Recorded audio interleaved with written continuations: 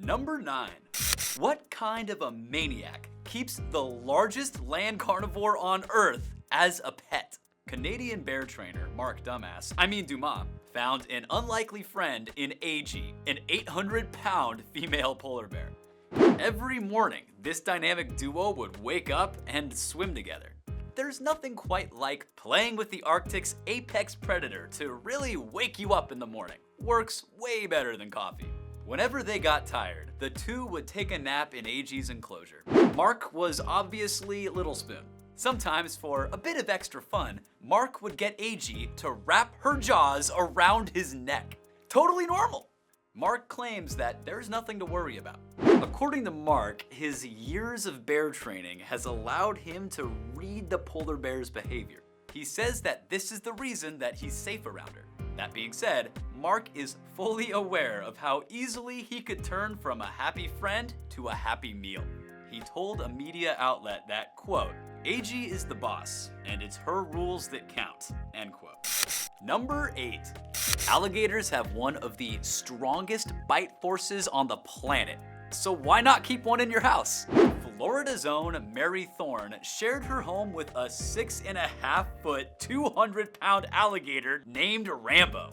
What's crazy is that Rambo obeyed dozens of commands. He understood sign language, and according to his owner, he had never attacked a person. He ate dinner at the kitchen table, and he watched TV on the couch. Apparently, he was a big SpongeBob fan. Mary eventually got a license which allowed her to keep Rambo for the rest of his life. Or until he eats her. Whatever comes first.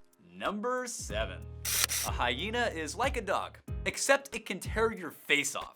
Clearly bored by mainstream pets, Miami Beach's own Brian Hahn went with a more unconventional choice for an animal companion. He set his sights on a spotted hyena, which is a vicious South African animal with a sharp killer instinct and a bite that can break bone. Now, over in Africa, it's a lot more common to have a hyena as a pet, but they're much harder to come by in South Florida. But Brian was able to find an animal broker on the internet who sold him a baby hyena for $5,000. By the way, can we agree that the internet has gotten way out of hand? This guy postmated a hyena. But here's where the story takes a weird turn. Brian didn't have the money to cover the entire cost, and he had 2 weeks to come up with the rest. So he did what anyone in a jam would do. He stripped at a nightclub in Fort Lauderdale until he had enough money to cover the pet. It's your classic man wants hyena, but man can't afford hyena, so man strips to get hyena story. It's a tale as old as time. Soon Brian and the 6-week-old hyena, who he named Jake, were living together in his 1-bedroom apartment in Miami Beach. If you're wondering if having a hyena for a roommate is legal, let me settle that for you. No, it isn't. At first, Brian fed Jake baby formula, and eventually he upgraded to raw chicken. He would wrestle the animal every day and bite its ear to establish dominance.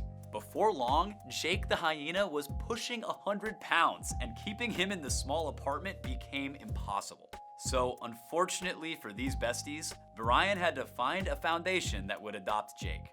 But getting him there was no picnic. Jake broke his owner's arm as he was trying to get him into the cage. Classic Jake.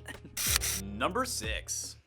It feels like there's some unwritten rule that in boxing, once you become champ, you have to get a tiger. Mike Tyson owned 3 over the course of his life, which means that the plot of The Hangover was actually surprisingly true to life. Iron Mike used to be an unstoppable force in the ring. He had a right hook that would send top heavyweights to the mat quicker than you can say concussion. But he should count himself lucky that one of his tigers never decided that they wanted a shot at the champ, because you know that they'd bite off a whole lot more than just his ear. And the fascination for pet tigers goes beyond just kings of the ring. The Roman Emperor Nero was once so impressed by a tiger's ferociousness in the gladiator arena that he decided to take it home as a pet. The tiger's name was Phoebe, and Nero hooked it up with a lavish golden cage right on the palace grounds. Nero loved his tiger so much that she was allowed to eat at his table. And Nero is infamous for being a particularly horrible person. He would sometimes give Phoebe extra special treats. If someone crossed or even just annoyed Nero, then he'd toss them to Phoebe for a nice after-dinner digestif.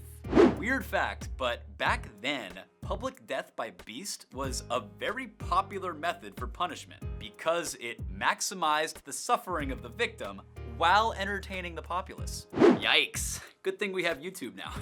Pop quiz, hotshot. Do you know what was the first animal to be domesticated by mankind? See if you can guess the right answer in the comment section below, and stay tuned till later on in the video to see if you're correct. Number 5.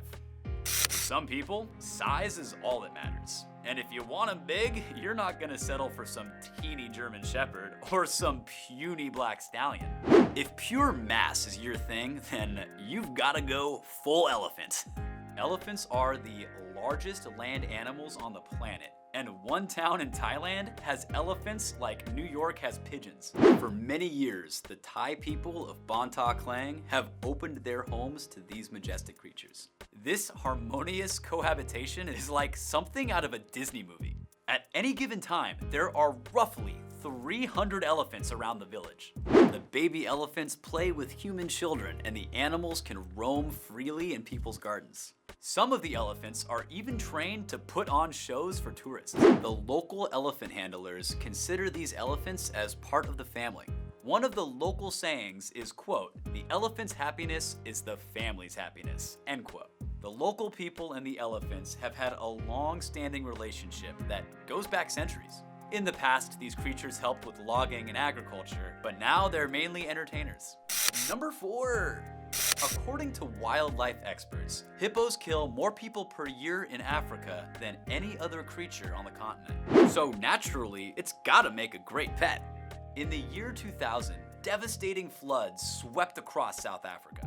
In the aftermath, park ranger Tony Joubert and his wife Shirley found a baby hippo in distress on a riverbank. Rather than take the animal to a zoo, they decided to keep the hippo on their property. As nice of a gesture as this sounds, they really didn't think it through. Hippos are enormous. They have giant jaws and can split a person in two like a cashew. Against all odds, the couple made it work. They named the hippo Jessica, and she was treated like any other member of the family. Jessica ate directly from the table, roamed the house freely, and the family lived happily ever after. Fun fact, did you know that Pablo Escobar, the infamous Colombian kingpin, had his very own hippos? During the height of his reign, he built an extravagant residence in the Colombian countryside. To really set his estate apart, he decided to import African hippos. Because nothing says the world is mine like a bunch of hippos. Eventually, the heat came down on Escobar. He had to flee his compound and left everything behind, including the hippos. Well, it didn't take long for the beast to break down the fence and make an escape of their own. 4 decades later, the 4 hippos have grown to 40, all living in the Colombian jungle. We all know how hungry hippos can get, and they're chomping down all the food in the area. Experts worry that they'll begin to destabilize the Colombian flora and fauna. But at least so far, no one has been hurt by the unwanted guests. Number 3. Salvador Dali was a surrealist artist, best known for his striking and bizarre works. Full disclosure, I looked that up on Wikipedia. I didn't really know the name of the type of art that he made. I'm not that fancy. It wasn't just that his art was weird, he also had an odd preference in pets. As a child, he owned a bat. Parrot seems a bit more normal, but hey, kid wanted a bat. Once he was an adult, Dali bought an anteater, which he would put a leash on and then walk with through the streets of Paris. However, Dali's favorite pet was his ocelot, named Babu. For you Archer fans out there, the ocelot in that show is also named Babu, which is a cool Easter egg that I just came on. Phrasing. On a night out, the respected artist would take Babu the ocelot out to dine with him in Paris's fanciest restaurants. Apparently, one night, this Parisian woman was all upset that Dolly had brought a wild animal into the restaurant. She started complaining, and Dolly calmly explained to her that Babu was a regular house cat and that he'd painted him with optical art. The woman apologized and walked away humiliated after he art shamed her. Don't mess with Dolly. It's answer time. So, what was the first animal to be domesticated by humankind? It feels like fate that this animal would end up becoming man's best friend. Of course, I'm talking about the dog. It all began when nomadic hunter-gatherers started hanging out with gray wolves. This was more than 15,000 years ago. These humans started to breed wolves, and they began to evolve soft features and less aggressive behavior. Selective breeding eventually produced all sorts of dogs, from Chihuahuas to St. Bernards. Number 2. For our next ridiculous pet, we're going down under. Jackson O'Doherty was the proud owner / best friend of a kangaroo named Damien. From playing on the swings to building sandcastles on the beach, the two were inseparable. Jackson found Damien abandoned on the side of the road, so he decided to keep it. Sadly, the interspecies friendship eventually came to an end. Damien was taken by Wildlife Care, which was arguably more capable of providing a healthy life for the kangaroo. Still, Jackson was told that he could visit his little buddy anytime he wanted. Number 1. Fenny the giraffe towered over all others in her family. She lived in a game reserve in South Africa. Tragically, Fenny had been abandoned by her mother and severely dehydrated when she was found by Craig McRae. His parents ran the game reserve and embraced Fenny as a new addition to their family. Within 2 years, the giraffe grew to be 10 feet tall. She was still allowed in the house, but would have to bend her neck when getting in. She loved playing with the children and was surprisingly well behaved. She liked wearing hats and surprisingly could really pull off a fedora. Thanks for watching. If you liked this video, you would love the one we did on when hunters became the hunted. You can find that right here. If you haven't already, please hit that subscribe button. It really helps the channel. And check back soon for a new video. Bye.